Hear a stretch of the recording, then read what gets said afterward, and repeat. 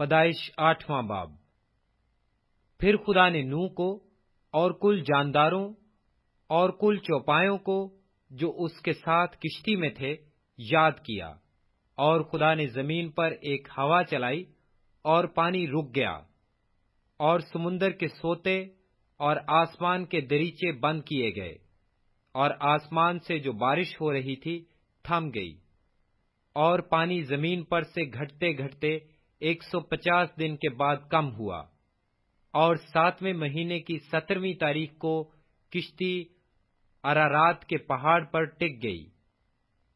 اور پانی 10ویں مہینے تک برابر گھٹتا رہا، اور 10ویں مہینے کی پہلی تاریخ کو پہاڑوں کی چوٹیاں نظر آئیں۔ اور 40 دن کے بعد یوں ہوا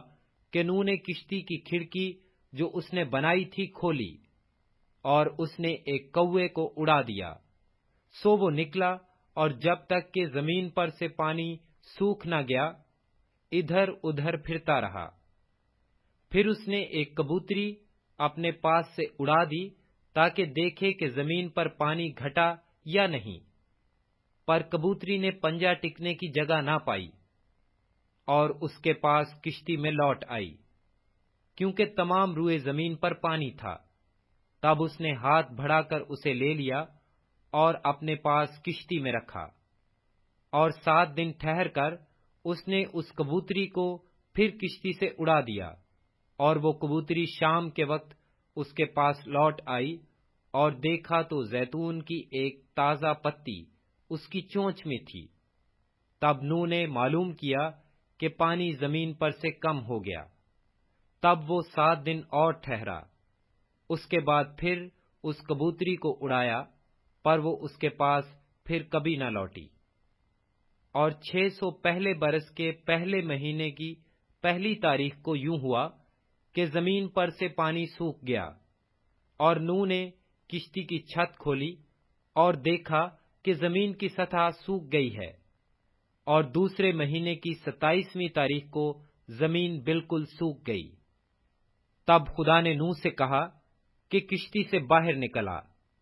تو اور تیرے ساتھ تیری بیوی اور تیرے بیٹے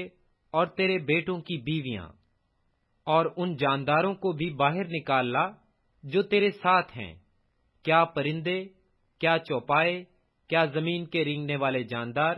تاکہ وہ زمین پر کثرت سے بچے دیں اور بارور ہوں اور زمین پر بڑھ جائیں۔ تب نوح اپنی بیوی اور اپنے بیٹوں اور اپنے بیٹوں کی بیویوں کے ساتھ باہر نکلا،